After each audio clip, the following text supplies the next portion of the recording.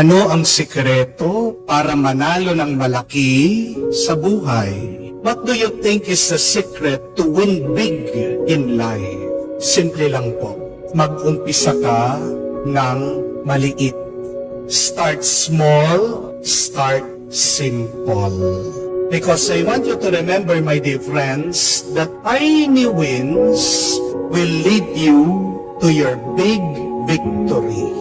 Kung gusto mong makuha ang 100%, kailangan kang mag-umpisa sa 1%. Bago mo pangarapin yung napakalaki, ang tanong, nag-umpisa ka ba sa maliit?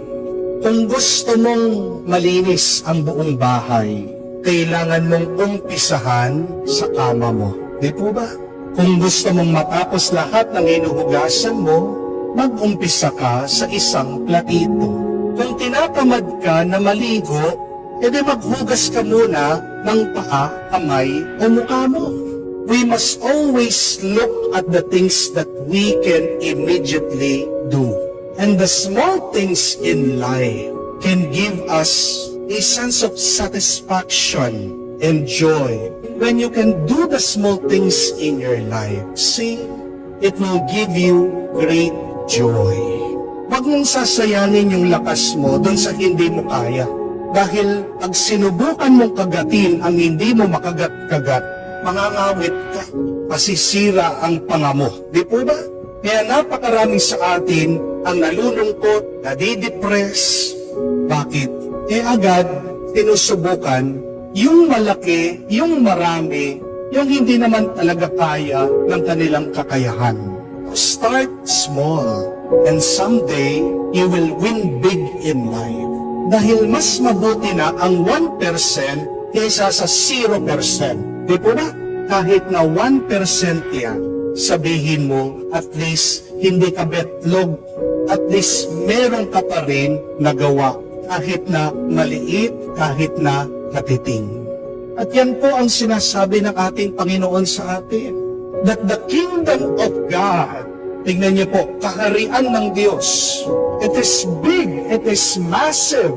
How does it start? Like a mustard seed, maliit.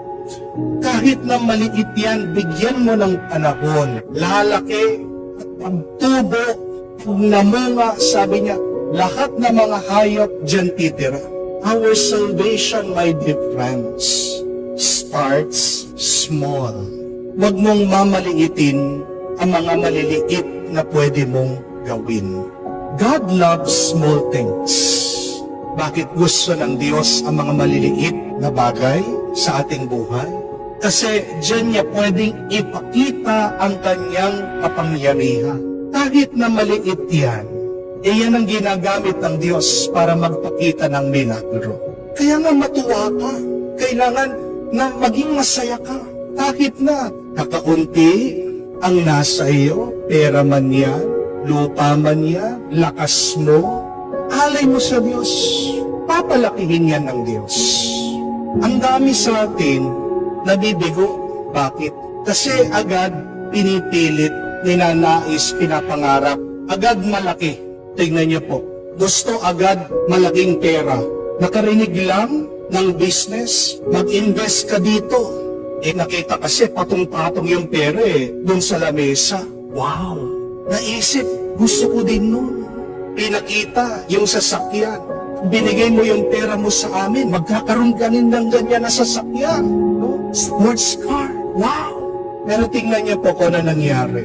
Binigay yung pera, pala. Wala naman mabilisan sa buhay. Pag madadaliin mo, madali din mawawala sa iyo. Di po ba? Yung iba natalo sa eleksyon. Bakit? Kasi gusto agad kapitan Hindi man maumpisahan na magkagawad man lang? Wala naman pong masama sa pangarap. Di po ba? Pero mas maganda kung gusto mo na makamtan mo yung pangarap na yon, paunti-unti. Dahil kahit na paunti-unti, sigurado ka dyan. May kasabihan nga po sa pamamaril, aim small, miss small. Tandaan niyo po yun. Aim small, miss small. Bakit nagmimintis ka? Kasi ang laki-laki ng tinitignan mo eh. Hindi mo mabulsay. Hindi mo talaga makuha. But aim small, miss small. Huwag kang mag-alala. Kahit na maliit yan, kung nagtitiwala ka sa Diyos, iaalay mo sa Diyos, papalakihin niya. Kaya nga, gusto mong magkaroon ng malaking business? Umpisan mo muna dyan sa bahay niyo. Huwag kang magre-renta agad na malaking lugar. Huwag kang agad bibili na maraming gamit. Umpisan mo muna sa online selling. Di po ba? Umpisan mo muna sa maliit na puhunan. Huwag ka munang mangungutang ng mangungutang dahil hindi mo pa naman sinubukan. Aim small, miss small. Yung malaking utang, matatapos din yan. Paano? Hindi pa unti-unti. Yung mga iba kaya hindi makatulog dahil iniisip, milyon-milyon yung utang. Kung ano yung kaya mong bayaran, yun muna. Kung kaya mo lang 100, 500, pwede na yun. Huwag mong papatayin yung sarili mo doon sa hindi mo kayang gawin. Di po ba?